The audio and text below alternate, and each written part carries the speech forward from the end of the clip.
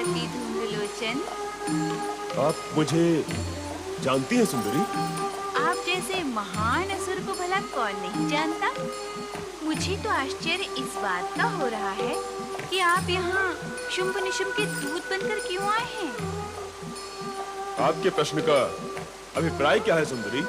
यही कि आप स्वयं इतने बलशाली हैं कि शुंभ निशुंभ भी आपके दास बनकर रह सकते हैं। किंतु हे अलौकिक सुंदरी, मैं इस समय स्वर्ग विजेता शुंभ निशुंभ का दूत बनकर आपको स्वर्ग ले जाने के लिए आया हूँ। मैंने तो दूत से कहा था कि मैं युद्ध चाहती हूँ और ये संदेश भी दिया था कि जो मुझे युद्ध में पराजित करेगा मैं उसी के साथ विवाह करूंगी। फिर उन्होंने तुम्हें क्यों भेजा है? सुंदरी, मैं तुझे बलपूर्वक उठाकर ले जाने के लिए आया हूँ।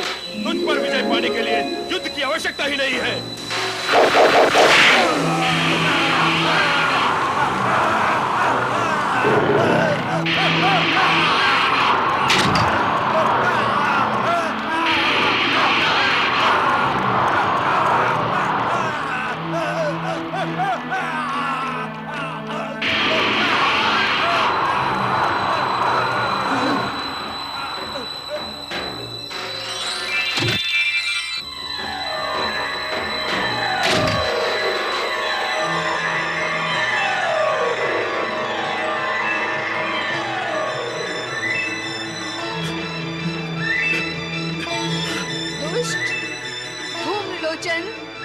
यदि तू जीवित रहना चाहता है तो अपने स्वामियों शुंभ निशुंभ को युद्ध के लिए भेज।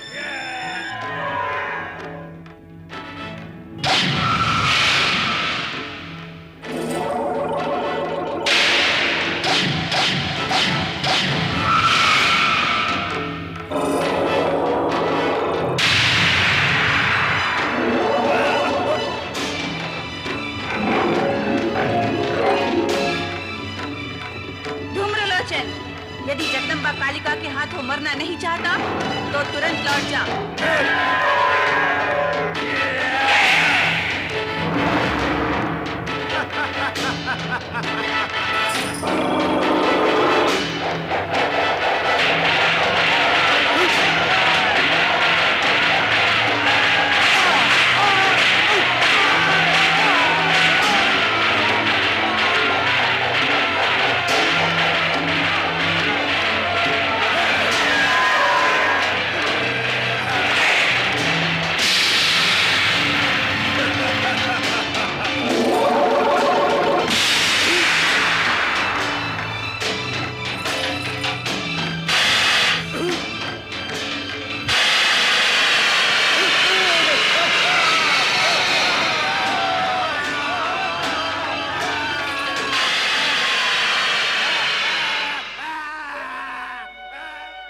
पुत्री कौशिकी, अब अपने महालय में जाकर विश्राम करो। धूम्रलोचन के अंत के साथ असुरों की ओर से नया युद्ध प्रारंभ होगा। आवश्यकता पड़ने पर मैं तुरंत तुम्हारी रक्षा के लिए आ पहुंचूंगी।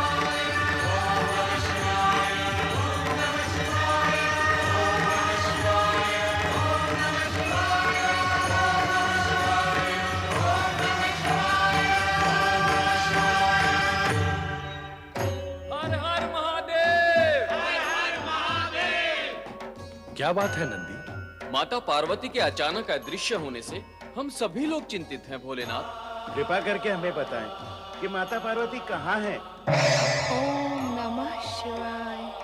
माता पार्वती की जय। माता पार्वती की जय। देवी, तुमने कालिका का रूप धारण करके कौशिकी की सहायता की है। यह देखकर हम प्रसन्न हुए। आपकी प्रसन्नता मेरे लिए वरदान के समान है स्वामी।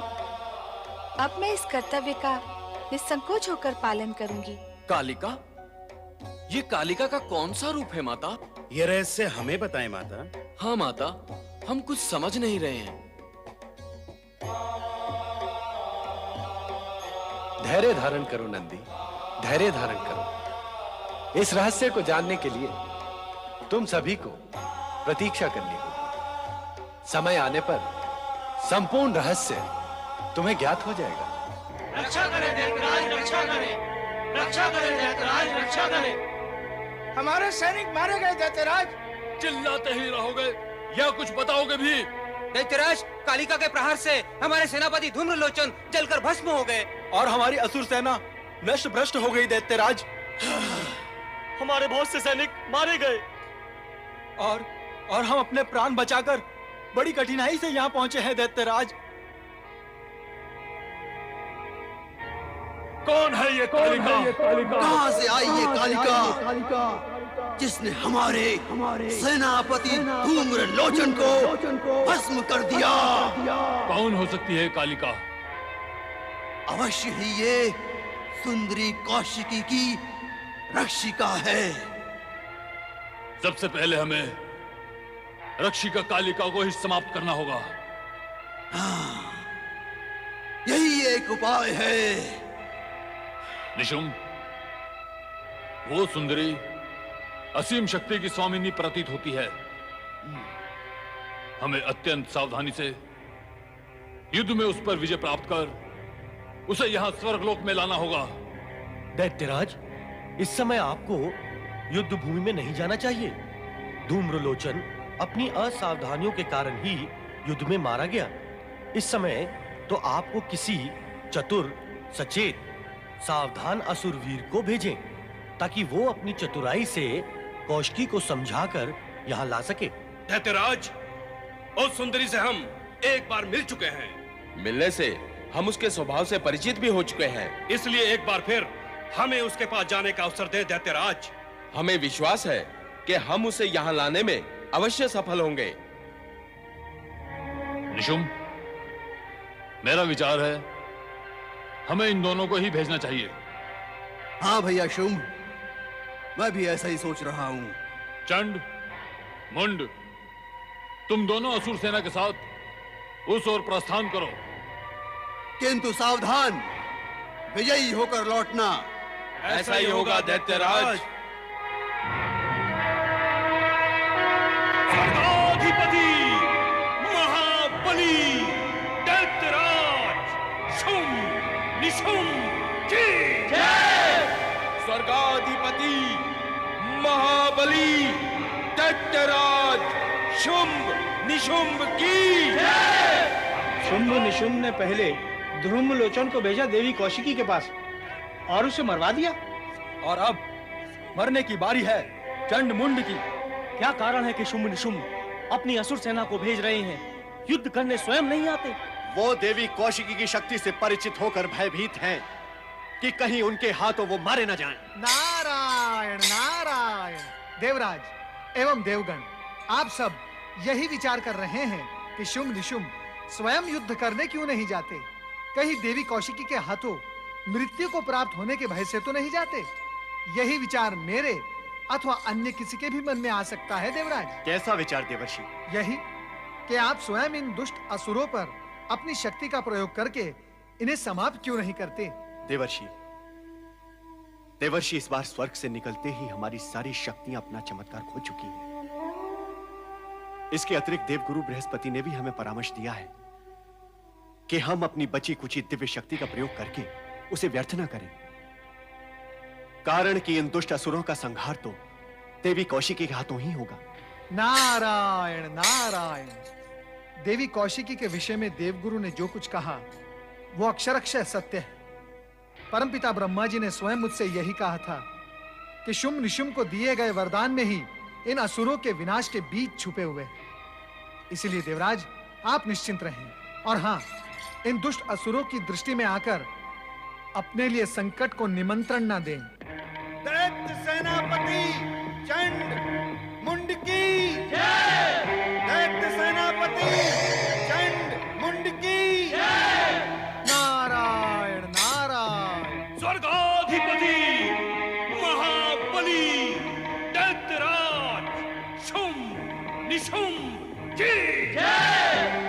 स्वर्गाधिपति महाबली दैत्यराज शुंभ निशुंभ की जय। दैत्य सेनापति चंड मुंड की जय। अरे नारद, तुम ही हो? ये तो सारा जगत जानता है कि मैं हूँ। पूरी बात सुनो नारद। चंड कह रहा है कि तुम ही हो जो देवताओं को हमारे स्वामियों के विरुद्ध भड़काते हो। तुम देवताओं के मित्र और असुरों के शत्रु हो। होता है, कोई किसी का मित्र तो कोई किसी का शत्रु होता है। जैसे आप बुद्धि के शत्रु और दुष्टता के मित्र होता है। क्या कहा? मैंने कहा, हे वीर असुर, क्या जगत में ऐसा भी कोई निर्बुद्धि प्राणी है जो देवताओं का शत्रु और असुरों का मित्र होना चाहेगा? और यदि होगा तो सारा जगत ही उसका शत्रु हो जाएगा। नारायण नारायण। ए नारद, तुम सदा ही बुद्धि में ना आने वाली बातें क्यों करते हो? किंतु किसी बुद्धिमान ने मुझसे ऐसा कभी नहीं कहा। उनकी बुद्धि में मेरी बातें अवश्य आ जाती होगी, है ना? बहुत बोलते हो नारद। मैं केवल बोलता ही नहीं, खोलता भी हूँ। क्या खोलते हो? रहस्य। और इस समय यह रहस्य खोल रहा हूँ कि तुम दोनों का सर्वनाश समीप है। नारद! चित्कार से सत्य को नहीं दबाया जा सकता चंड। मैं तुम दोनों का सर्वनाश अपनी दिव्य दृष्टि से देख रहा हूँ। यदि माता कालिका के हाथों अपनी मृत्यु को प्राप्त नहीं होना चाहते तो जाओ, तुरंत जाकर पाताल लोक में छिप जाओ। क्या कहा? नारायण नारायण। अरे दुष्टों, निर्बुद्धियों, तुम्हारे हित की बात करता हूँ तो भी तुम्हें क्रोध आता है। नारायण नारायण। मैंने तो केवल तुम्हें सावधान किया है कि जिस ओर तुम जा रहे हो उस ओर साक्षात जगत माता, जगत जननी, जगदम्बे आदि शक्ति विराजित हैं।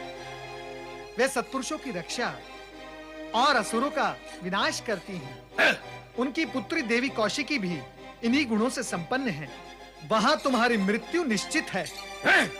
मां कालिका के सम्मुख तुम अधिक समय नहीं टिक पाओगे दुष्टों। अब मेरी बात बुद्धिमानों के समझ में आती है ना? तुम कैसे समझ पाओगे? नारायण नारायण। और विधि के विधान के आगे तुम क्या करोगे और मैं भी क्या करूं? अब आगे बढ़ो और परिणाम भुगतो। नारायण नारायण।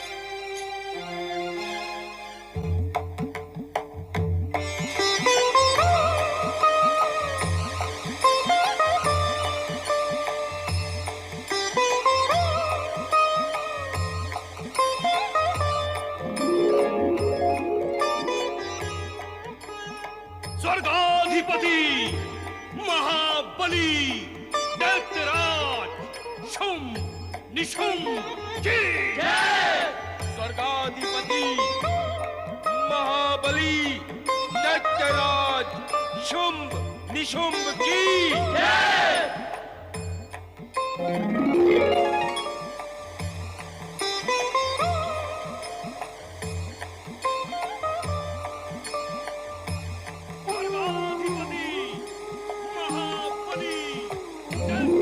कौशिकी, इस बार उन दुष्टों ने चंड मुंड को भेजा है। मैं चामुंडा का रूप धारण करके उनका वध करूंगी। तुम निश्चिंत रहो। माता, मैं तो तुम्हारी लीला के अधीन हूँ। नारायण नारायण। देवी के दोनों पावन रूपों को नारद का कोटि कोटि प्रणाम। धन्य हुआ मैं एक ही रूप को दो स्थिति में देखकर मैं धन्य हुआ। नारद, तुम यहाँ किसकी आज्ञा से आए हो? नारायण नारायण। माता, बालक को अपनी माता से मिलने के लिए किसी की आज्ञा की आवश्यकता होती ही नहीं। वाह पटु हो, तुम्हारे सम्मुख प्रश्न जन्म ले, उससे पूर्व ही उत्तर तुम्हारी वाणी में जन्म ले लेता है। अब प्रश्न ये है कि आज्ञा की आवश्यकता नहीं, किंतु आए क्यों हो? दर्शन, मात्र दर्शन। मन में एक प्रबल इच्छा थी कि आप दोनों के दर्शन एक साथ करूं, और यही कामना मुझे यहाँ तक ले आई, और वो पूर्ण भी हो गई, और मैं धन्य भी हो गया। देवऋषि, आपकी ये कामना तो युद्ध भूमि में भी पूर्ण हो सकती थी। युद्ध भूमि? नारायण नारायण। देवी कौशिकी, जो भी कामना युद्ध भूमि में पूर्ण होती है वो अत्यंत भयावह होती है, और उनके पूर्ण होने के पश्चात जीवन और जीवन की शांति दोनों नारायण नारायण समाप्त हो जाते हैं। मैं अपनी कामनाएं युद्ध भूमि में पूर्ण होने के पक्ष में कदापि नहीं हूं। असुर सेनापति महाबली चंडमुंड की माता, आप इन असुरों को यमलोक पहुंचाएं। मैं चलता हूं, मुझे आज्ञा दें।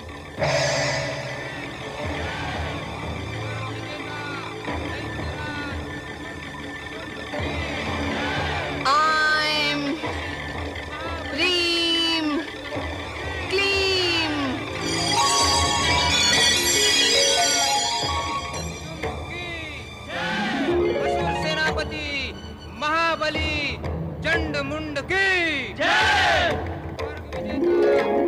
सावधान दुष्ट चंडमुंड, तुम्हारा प्रवेश कौशिकी महालय में अब कदापि नहीं होगा।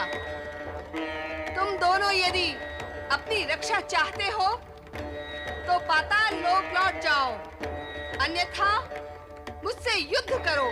नहीं, हम बलपूर्वक सुंदरी कौशिकी को स्वर्गलोक ले जाकर ही रहेंगे।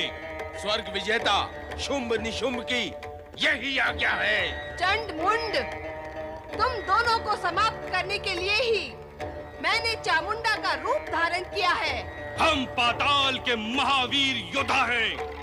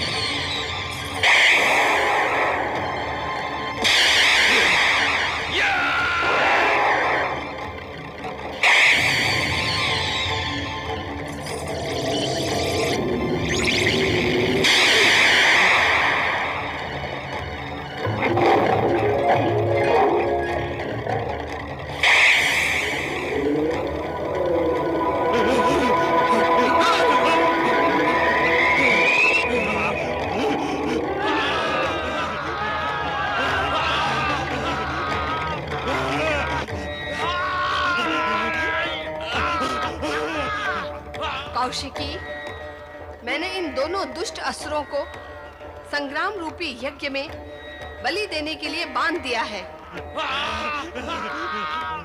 माता, आपने चामुंडा रूप धारण कर लिया है। अब आप ही अपने हाथों से इनका अंत करें।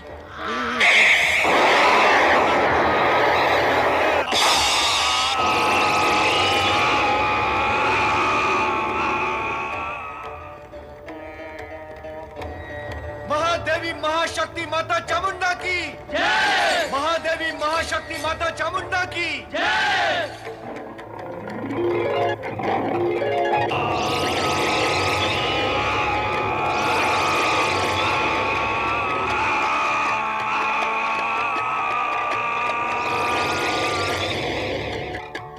चंडमुंड भी? दैत्यराज, चंडमुंड भी उस सुंदरी के हाथों मारे गए।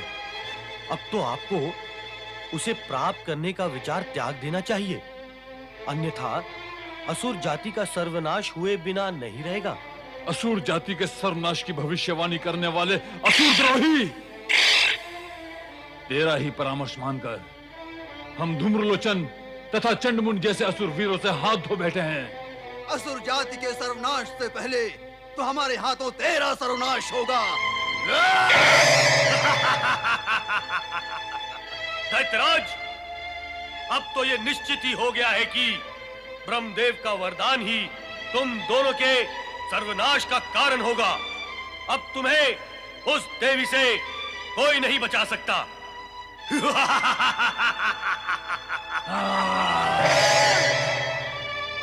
दैत्यराज, दैत्यराज, दैत्यराज! अनर्थ हो गया महाबली दैत्यराज। जो नहीं होना था वही हो गया दैत्यराज। जिस विषय के लिए सोचा भी नहीं था दैत्यराज, वही हो गया, वही हो गया। बंद करो ये प्रलाप और जो हुआ है वो कहो। चंडमुंड दोनों मारे गए दैत्यराज। चामुंडा के हाथों मारे गए। पहले कालिका और अब चामुंडा। कौन है वो कालिका और ये चामुंडा? रहस्य और भी गहरा होता जा रहा है। लगता है सुंदरी कौशिकी की रक्षा के लिए कालिका ही चामुंडा बनकर प्रकट हुई है। वो कुछ भी बने, कुछ भी बनकर प्रकट हो, उसे समाप्त तो करना ही होगा। इसके लिए आपको अपने चमत्कारी साथी रक्त बीज का आह्वान करना होगा। हाँ, रक्त बीज हमारे आह्वान पर तुरंत पाताल लोक से बाहर निकलकर प्रकट होगा और वो कालिका व चामुंडा को समाप्त करने में हमारी सहायता करेगा। कालिका के समाप्त होते ही सुंदरी कौशिकी आपको प्राप्त हो जाएगी। ये तो तुमने बुद्धि और ज्ञान की बात कह दी निशुम। चलो हम दोनों मिलकर उसे पुकारते हैं। असुर शिरोमणि, चमत्कारी रक्तबीज, हम तुम्हारा आह्वान करते हैं। रक्तबीज, रक्तबीज।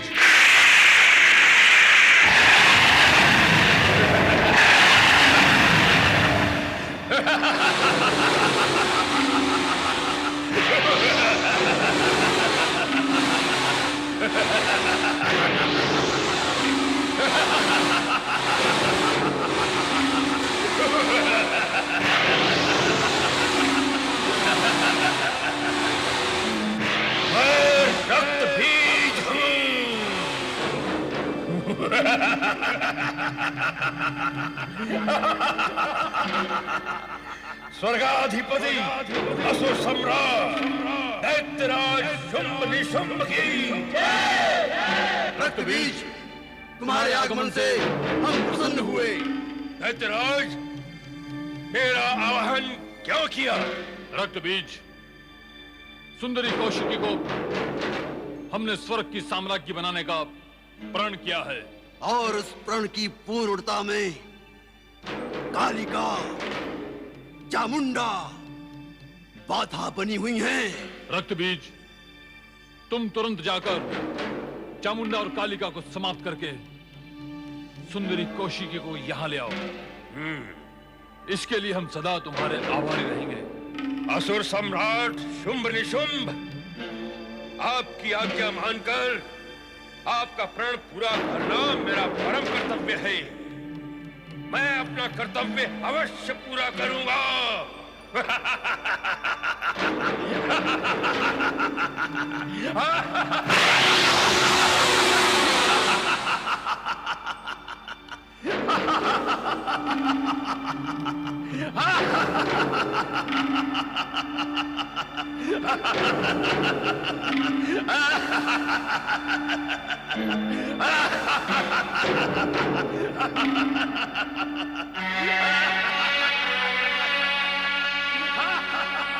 धूम्रलोचन और चंडमुंड के पश्चात शुंभ निशुंभ ने अब रक्त बीज को भेजा है।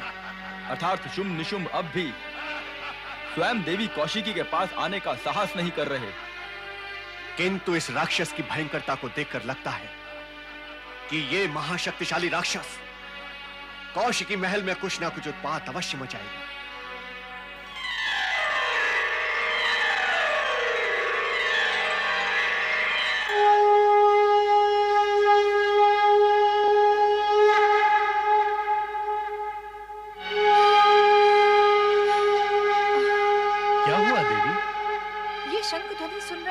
स्वामी, ये कौशिकी का आह्वान है मेरे लिए।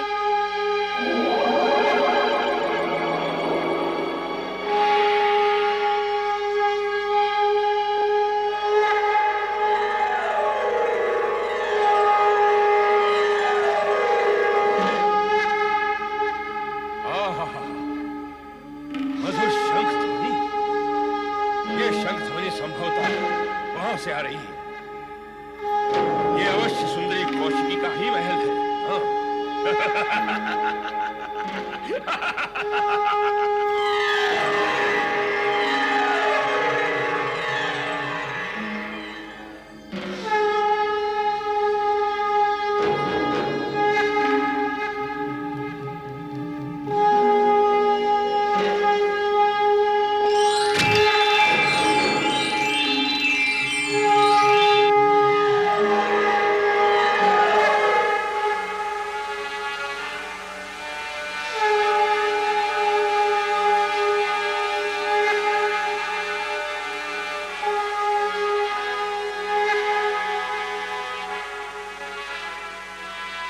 उत्कृष्ट, अलौकिक, अद्वितीय।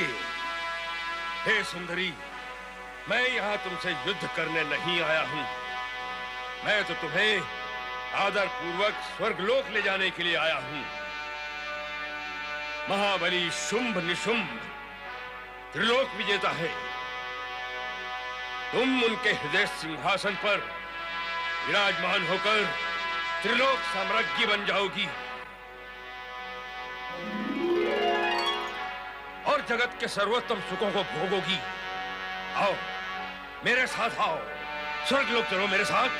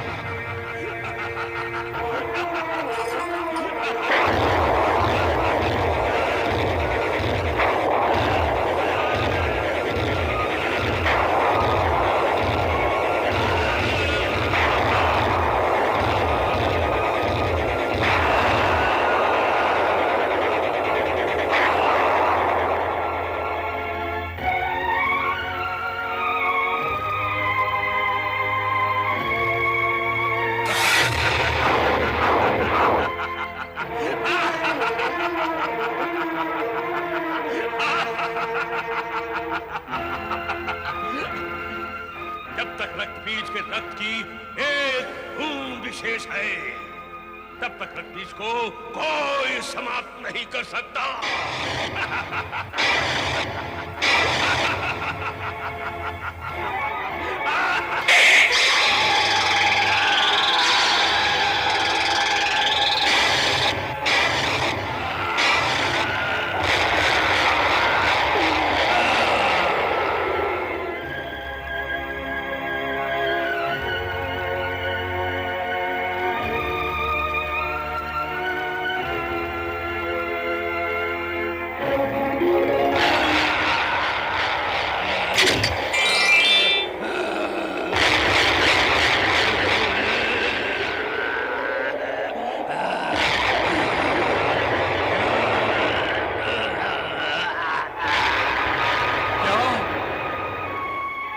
पाताल लोक का सर्वशक्तिशाली असुर रक्त बीज मारा गया। भैया शुंभ, अब तो स्वयं मुझे ही युद्ध भूमि में जाना होगा। तुम जाओगे? हाँ, मेरी वरदानी शक्ति को कोई चुनौती नहीं दे सकता। मैं कालिका का संहार करके सुंदरी कौशिकी को लाकर आपके चरणों में डाल दूंगा। असुर सेना तैयार हो, आगे बढ़ो। महाशक्तिशाली दैत्यराज निशुंभ की, दैत्यराज निशुंभ की, दैत्यराज निशुंभ की। जय निशुंभ।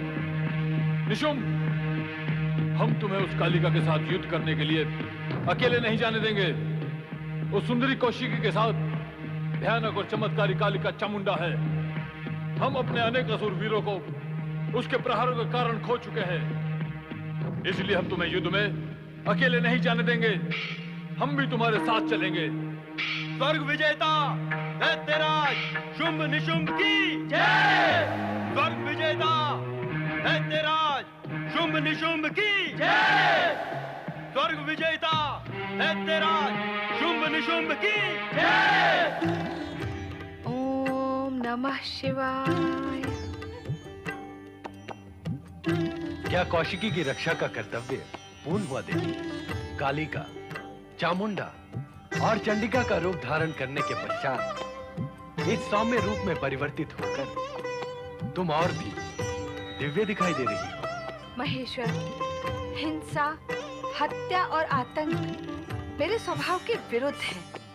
मैं सभी प्राणियों को अपनी संतान के रूप में सुखी देखना चाहती हूँ, परंतु दुष्ट आसुरी शक्तियाँ मुझे विकट और भयानक रूप लेने पर विवश कर देती हैं। मैं चाहती हूँ अब पुनः मुझे ये कठोर कर्तव्य ना करना पड़े। इस कार्य में आप मेरी सहायता करें। अवश्य देवी, जगत कल्याण के शुभ कार्य में हम सदा तुम्हारी सहायता करेंगे।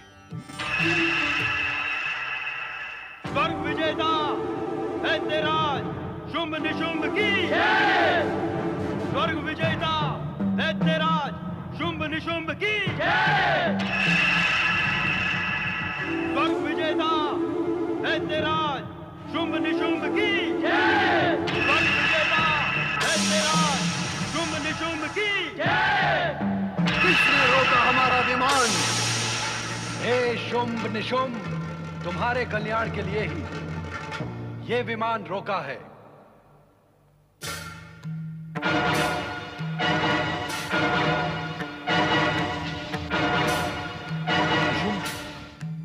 ये शिव शंकर हैं, दैत्य गुरु शुक्राचार्य जिनकी आराधना करते हैं। भगवान शिव शंकर की जय हो। शुंभ निशुंभ, कौशिकी पर विजय पाने का तुम्हारा अभियान तुम्हें सर्वनाश की ओर ले जाएगा। इसलिए तुम्हारा हित इसी में है कि तुम स्वर्ग पुनः देवताओं को सौंपकर पाताल लोक लौट जाओ। नहीं, कदापि नहीं, कदापि नहीं। कौशिकी के अभिमान को भंग करके हम उसे स्वर्ग ले जाएंगे और वो स्वर्ग की साम्राज्ञी बनेगी। यह सर्वथा संभव है शुंभ निशुंभ। गौरी पुत्री कौशिकी शक्ति का अवतार है और शक्ति असुरों का केवल विनाश ही करती है, उनकी इच्छाओं का अनुसरण नहीं करती। अब भी समय है, स्थिति को समझकर सावधान हो जाओ और अपनी सुरक्षा के लिए पाताल लोक चले जाओ, अन्यथा तुम्हारा सर्वनाश निश्चित है, निश्चित है, निश्चित है, निश्चित है, निश्चित है, निश्चित है, निश्चित है, निश्चित है। भैया शुंभ, शिव ने कहा कि वो दैत्यों के शुभ चिंतक हैं, परंतु मुझे उनकी बातों पर विश्वास नहीं होता। हमें उनके बहकावे में नहीं आना चाहिए और कौशिकी को स्वर्ग साम्राज्ञी बनाने का अभियान पूर्ण करना ही चाहिए। स्वर्ग विजेता दैत्यराज शुंभ निशुंभ की जय। स्वर्ग विजेता दैत्यराज शुंभ निशुंभ की जय। त्रिकालदर्शी त्रिलोक स्वामी, त्रिकालदर्शी त्रिलोक स्वामी, त्रिपुंडधारी त्रयक्षत्रंबक, त्रिपुंडधारी त्रयक्षत्रंबक, त्रिकालदर्शी त्रिलोक स्वामी।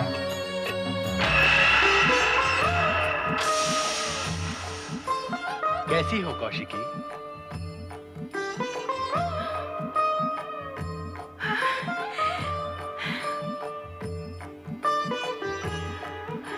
आपकी कितने कृपालु हैं जगत पिता। मैं अपनी उत्पत्ति के समय से ही आपके दर्शन के लिए उत्सुक हूँ। आपने स्वयं प्रकट होकर मुझ पर अपार कृपा की है। कौशिकी, हमें उद्देश्य वश प्रकट होना पड़ा है। अब वो समय आ गया है जब तुम्हें अपने प्रकट होने का उद्देश्य सार्थक करना है। यही कहने हम आए हैं। जगत नियंता ब्रह्मा जी ने जो वरदान अभिमानी असुरों शुंभ निशुंभ को दिया था, उसकी पूर्णाहुति तुम्हारे हाथों उनका वध करके पूर्ण होगी। मैं इसके लिए तत्पर हूँ देवेश्वर। तुम्हारी माता देवी पार्वती ने तुम्हारी रक्षा एवं सहायता के लिए कालिका, चामुंडा और चंडिका का रूप धारण करके शुंभ निशुंभ के अनेक चमत्कारी सहायक असुरों का संहार किया है। किंतु शुंभ निशुंभ का संहार तुम्हारे ही हाथों होगा। असुर तुम्हारे द्वार तक आ पहुंचे हैं। अब तुम अपने कर्तव्य का निर्वाह करो।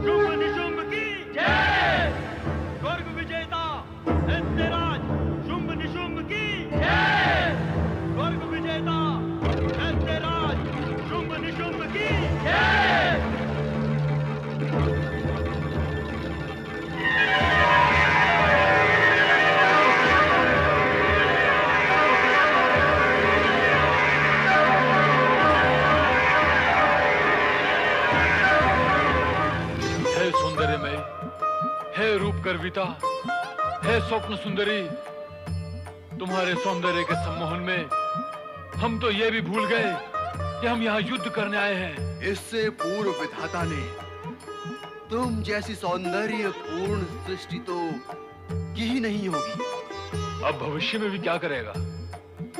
सृष्टि का संपूर्ण सौंदर्य तो तुम्हारी रचना में ही समाप्त हो गया। तुम्हारी रचना करने के पश्चात सौंदर्य के नाम पर विधाता के पास अब शेष बचा ही क्या होगा? तुम्हारा एक एक अंग अर्थात अंग प्रत्यंग विधाता ने यत्न और परिश्रम से रचा है। तुम्हें बनाकर यदि विधाता अपनी रचना पर गर्व भी करे तो उसका गर्व कौन खंडित कर सकता है? तुम यहाँ मेरे रूप का वर्णन करने आए हो अथवा मुझे युद्ध में पराजित करने? पहले तुम्हारे रूप सौंदर्य से हुई पराजय से तो उभर ले, फिर युद्ध की जय पराजय पर विचार करेंगे। ऐसी सर्वश्रेष्ठ सुंदरी से युद्ध करना कौन चाहेगा? तुम्हारे भीतर दो विरोधी गुण एक साथ कैसे समा गए सुंदरी?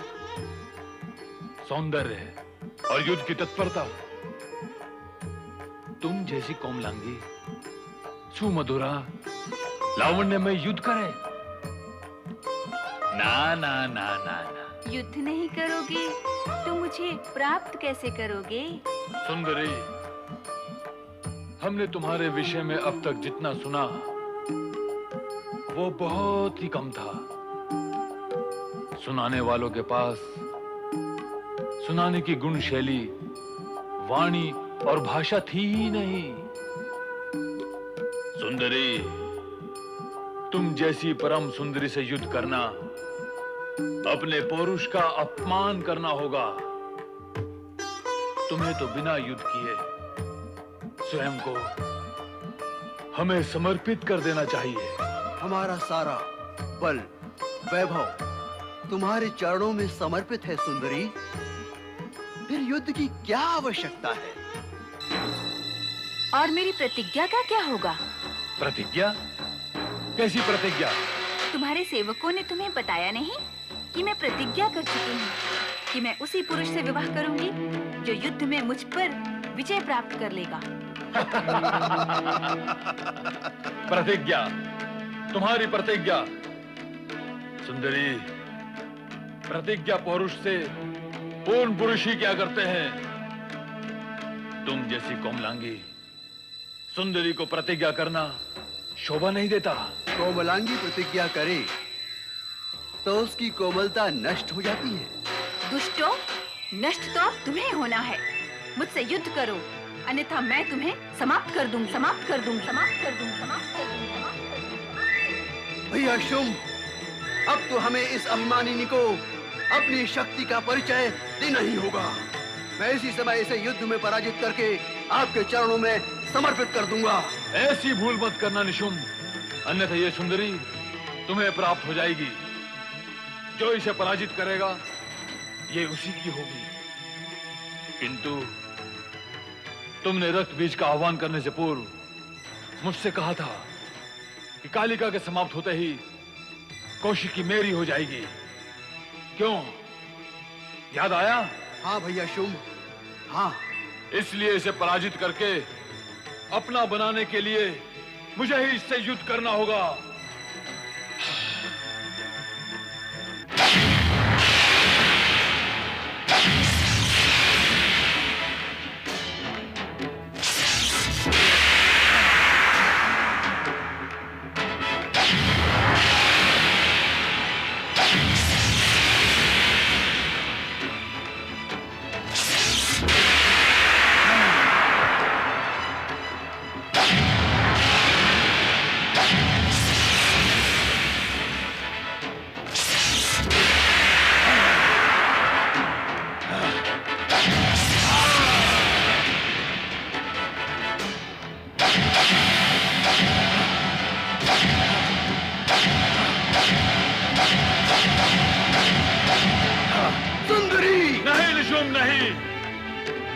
सुंदरी पर हमारे अतिरिक्त अन्य कोई प्रहार नहीं करेगा।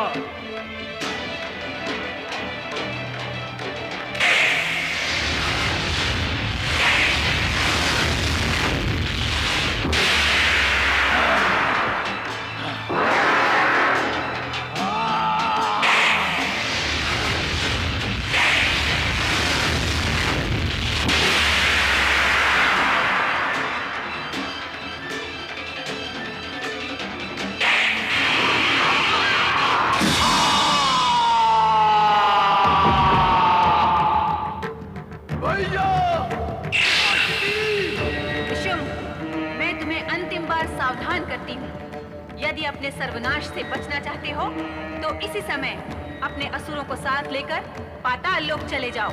नहीं सुंदरी, नहीं। अपने भैया शुंभ का प्रतिशोध लिए बिना और तुझ पर विजय पाए बिना अब लौट जाना संभव कैसे होगा?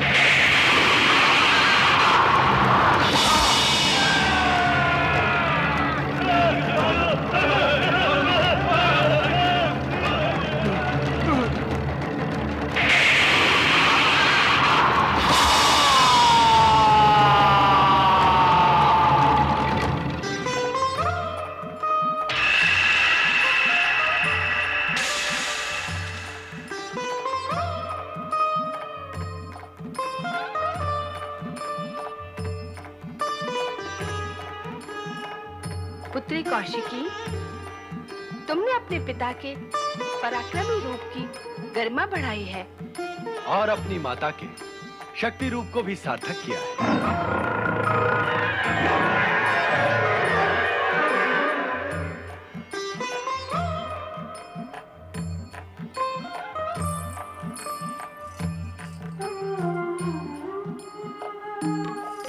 माता पिता का आशीर्वाद और कृपा संतान के साथ हो तो उसका अहित कौन कर सकता है। धन्य है महादेवी कौशिकी, आप धन्य हैं। आपके कारण सारे देवगण चिंता मुक्त हो गए। शक्ति स्वरूपिणी महादेवी कौशिकी की जय। मेरा उद्देश्य और कर्तव्य पूर्ण हुआ। अब मैं शक्ति स्वरूपिणी माता के अंगों से एकाकार हो जाऊंगी। तथास्तु।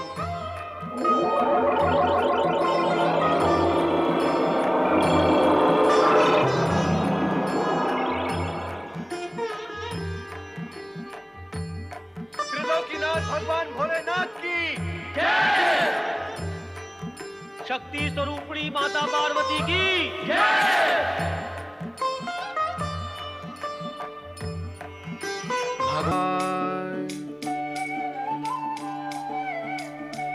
ओम नमः शिवाय। भगवान भोलेनाथ, कहाँ हैं आप? कहाँ है माता पार्वती? आप कहाँ हैं? नंदी, भृंगी, शिवगण कहाँ चले गए सबके सब? ओम नमः शिवाय। प्रणाम के उत्तर में मैं केवल इतना कह सकता हूँ, कल्याण हो। किंतु भगवान भोलेनाथ के लिए लगाई गई पुकार के उत्तर में तुम क्या कहोगे? देव ऋषि, माता पार्वती ने गगन विहार तथा मुक्ति नगरी काशी जाने की इच्छा प्रकट की थी, इसीलिए भगवान भोलेनाथ उनको लेकर। बस नंदी बस, मैं सब समझ गया। कभी कभी माता पार्वती का मन भी कैलाश के इस वातावरण से उचट जाता है, इसलिए वे भ्रमण का कार्यक्रम बना लेती है। आप तो हमें केवल ये बताएं नंदी महाराज कि उन्हें गए कितना समय हुआ है? समय तो बहुत अधिक हुआ देव ऋषि। भगवान भोलेनाथ को जाकर लौटने में इतना विलंब कभी नहीं हुआ। अर्थात वे अब काशी से लौट ही रहे होंगे। फिर तो मैं दोनों के दर्शन आकाश मार्ग से जाते हुए आकाश में ही कर लूंगा। नारायण नारायण। जय जय ब्रह्मदेव, जय जय ब्रह्मदेव। नारायण भज मन नारायण नारायण नारायण। जय जय ब्रह्मदेव, जय जय ब्रह्मदेव। नारायण नारायण नारायण। जय जय ब्रह्मदेव, जय जय ब्रह्मदेव। जय जय ब्रह्मदेव, जय जय ब्रह्मदेव। अरे ये तो नारद है, बहुत दिनों बाद मिला। ओह, बाल सखा पर्वत। देवर्षि नारद। पर्वत, कहाँ थे तुम इतने समय तक और इधर किधर जा रहे हो? जय जय ब्रह्मदेव। तुम कहो, तुम कहाँ थे अब तक? तुम्हारे तो दर्शन ही दुर्लभ हो गए। बरसों पश्चात आज तुम्हारे दर्शन हुए हैं। आहा, कितना सौभाग्यशाली हूँ मैं। जय जय ब्रह्मदेव। सखा पर्वत, मैं तो आकाश, पाताल, पृथ्वी इन तीनों मार्गों से सदा भ्रमण करता रहता हूँ, किंतु तुमसे कभी भेंट नहीं हुई। रहते कहाँ हो तुम? नारद, हम दोनों देवगुरु बृहस्पति के आश्रम में साथ साथ पढ़े और बड़े हुए हैं। इस नाते हम दोनों बाल सखा, सहपाठी व मित्र हैं। हमारा एक और संबंध भी है। तुम परमपिता ब्रह्मा जी के मानस पुत्र हो और मैं ब्रह्मा जी की मानस पुत्री ऋषिका का पुत्र हूं। इस नाते तुम मेरे मामा हुए और मैं तुम्हारा भांजा। दो संबंध होने के बाद भी दीर्घ काल तक हमारी भेंट नहीं हुई। क्या ये विडंबना नहीं? नहीं पर्वत, दुखी होने का कोई कारण नहीं। हम दोनों की भेंट न होने पर भी हम दोनों के मन में एक दूसरे के प्रति सद्भावना और प्रेम है। तुम क्या समझते हो? जो मामा भांजा, चाचा भतीजा, भाई भाई प्रतिदिन मिलते रहते हैं, भेंट करते रहते हैं, उन लोगों में क्या अधिक प्रेम, सद्भावना होती है? नहीं पर्वत, ऐसा नहीं है। किंतु मुझे तुम्हें देखकर आश्चर्य अवश्य हुआ है। आश्चर्य का कारण? नारायण नारायण, मुझसे परिचित जितने भी देव, दानव और मानव हैं, वो तुम्हें देखकर संभ्रमित अवश्य हो जाएंगे। तुम्हारा ये नारद रूप देखकर वे तुम्हें नारद ही समझ बैठेंगे। सत्य तो यही है। मैंने बाल्यकाल से ही तुम्हें अपना आदर्श माना है, तुम्हारे ही रंग रूप व चेष्टाओं का अनुसरण किया है। तुम नारायण के भक्त हो और मैं नाना ब्रह्मदेव का। तुम हर समय नारायण का जाप करते हो और मैं ब्रह्मदेव का। जय जय ब्रह्मदेव। बरसों तक जाप और तपस्या करने के पश्चात भी मुझे आज तक कोई वरदान प्राप्त नहीं हो सका। लंबे समय तक ब्रह्मलोक और विष्णुलोक की खोज में भटकता रहा, परंतु उनका पता भी ना पा सका। मित्र पर्वत, उद्देश्य प्राप्ति के लिए सच्ची भक्ति भावना का होना आवश्यक होता है। अर्थात मेरी भक्ति भावना सच्ची नहीं है? होती तो तुम सफल अवश्य हो जाते। तुमने नारद के बाहरी रूप रंग को तो धारण कर लिया, वो भी अपने तन पर, किंतु तुम वो नहीं धारण कर पाए अपने मन में जो नारद क्षण क्षण, पल पल धारण किए घूमता रहता है, फिरता रहता है। वो क्या है जो मन में धारण करना होता है? निष्ठा, भक्ति, परमार्थ, लोक कल्याण की भावना, पर पीड़ा, क्या ये सब तुम्हारे मन में है? तुम्हारा मौन इस सत्य का प्रमाण है पर्वत कि तुम आंतरिक सुचिता के आधार पर नहीं, बाहरी आडंबर के आधार पर उपलब्धियां प्राप्त करना चाहते हो। प्राणी दूसरों का रूप धारण करके उसके अनुरूप तो नहीं हो सकता। तो अब तुम ही बताओ कि मुझे तुम्हारे जैसी सिद्धियां कैसे प्राप्त हो सकती हैं? मैं चाहता हूं कि मुझे ब्रह्मा, विष्णु, महेश के दर्शनों की शक्ति प्राप्त हो और तीनों लोकों में गमन करने की सुविधा भी प्राप्त हो। मित्र पर्वत, मैंने तुम्हें अभी अभी बताया कि इसके लिए मन में श्रद्धा, निष्ठा, भक्ति जागृत करनी होगी, मन में दर्शन की इच्छा जगानी होगी। मैं समझ गया, यह सब तुम्हारे लिए संभव ही नहीं। फिर भी तुम मेरे बाल सखा और परम मित्र तो हो ही। भांजा भी हूं। हाँ हाँ, मानता हूं। और इसीलिए ब्रह्मलोक जाकर परमपिता ब्रह्मा जी से मैं तुम्हारी प्रार्थना करूंगा और उनसे कहूंगा कि अपने नाती, मेरे भांजे, अपने परम भक्त पर्वत पर कृपा करें, उसे एक बार दर्शन देकर वरदान दे और उसका जीवन सफल करे।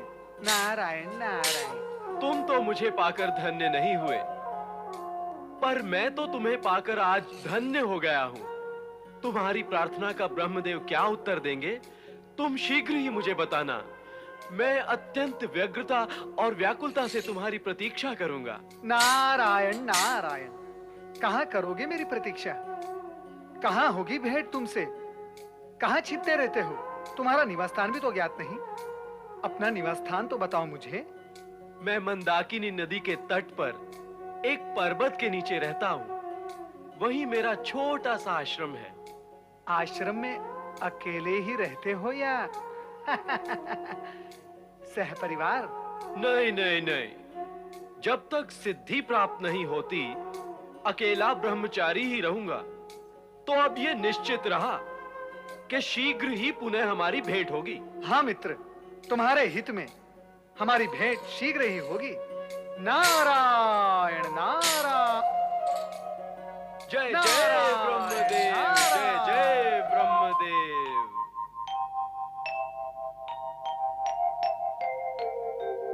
नारायण नारायण नारायण, भज मन नारायण नारायण नारायण। देवी, तुरंत अदृश्य हो जाओ।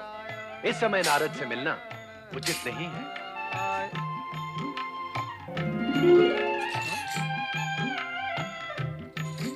भोलेनाथ, माता पार्वती, कहां चले गए आप? दर्शन देकर भी अदृश्य हो गए। नारायण।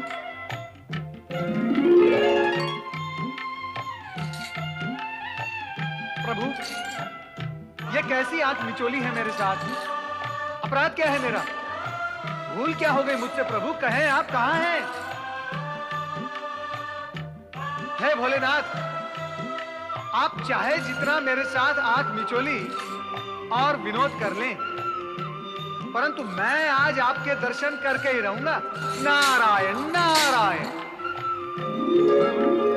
स्वामी, आप अपने परम भक्त नारद के साथ ये विनोद क्यों कर रहे हैं? देवी, हम सदा ही नारद को सरलता से मिल जाते हैं और वे अपने प्रश्नों का समाधान पाकर तुरंत चले भी जाते हैं, किंतु इस बार हम उनसे तपस्या करवाना चाहते हैं। माता, क्या हो रहा है ये? भगवान भोलेनाथ मेरे प्रति इससे पूर्व इतने निष्ठुर कभी नहीं हुए। माता, आप कृपया मुझे बताएं कि मुझसे कोई अपराध हो गया है? भगवान भोलेनाथ मुझसे रुष्ट क्यों हैं? नहीं नारद, प्रभु तुमसे रुष्ट नहीं है। रुष्ट नहीं है? तो फिर वे मुझे दर्शन क्यों नहीं देते? दर्शन देने से पूर्व वे तुमसे तपस्या करवाना चाहते हैं, किंतु पहले तुम ये बताओ कि उनके दर्शन की इच्छा किस प्रश्न के समाधान के लिए है? माता, मेरा सबसे पहला प्रश्न ये है कि भगवान भोलेनाथ मुझे दर्शन कब देंगे? अब आप मेरे इस प्रश्न का समाधान तो कर नहीं सकेंगी। आपने तो केवल इतना बता दिया कि भगवान भोलेनाथ मुझसे तपस्या करवाना चाहते हैं। अब भगवान भोलेनाथ मुझसे तपस्या क्यों करवाना चाहते हैं, ये तो आपने बताया ही नहीं। अब जबकि आपके श्रीमुख से ये सत्य प्रकट हो ही चुका है कि वे मुझसे तपस्या करवाना चाहते हैं, सो मैं तपस्या करूंगा माता। मैं तपस्या अवश्य करूंगा, क्योंकि भगवान भोलेनाथ की इच्छा के सम्मुख हम सब विवश हैं और भगवान भोलेनाथ के दर्शन प्राप्त करने के लिए, उनकी इच्छा पूर्ण करने के लिए मैं अब तपस्या करूंगा, अवश्य करूंगा। और तपस्या करने की अब तो मैंने ठान ही ली है। अब आप मुझे आज्ञा दें।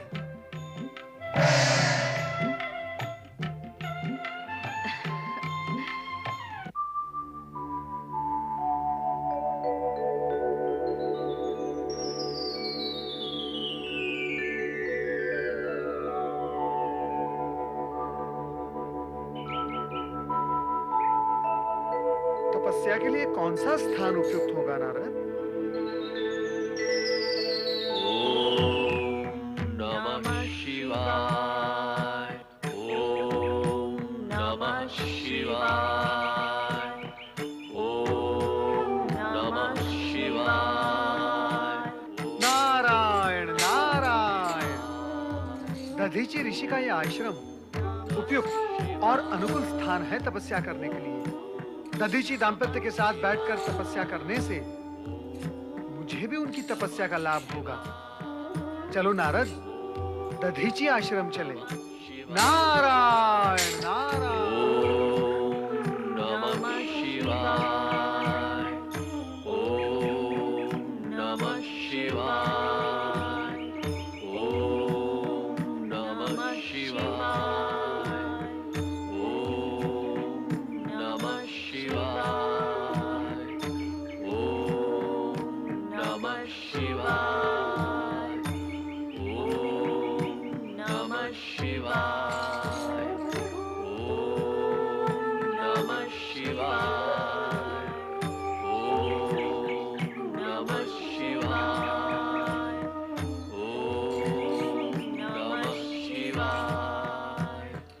ओम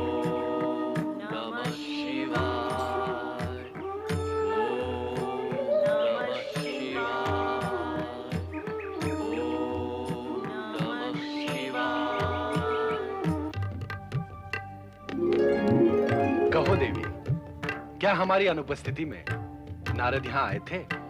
उन्हें तो आना ही था।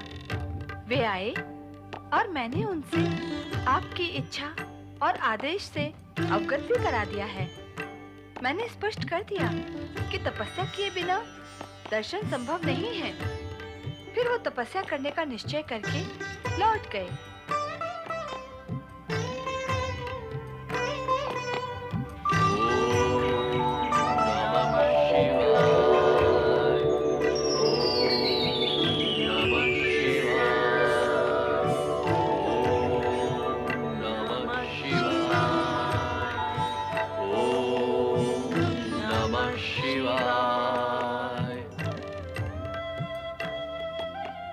स्वामी, नारद कहाँ हैं?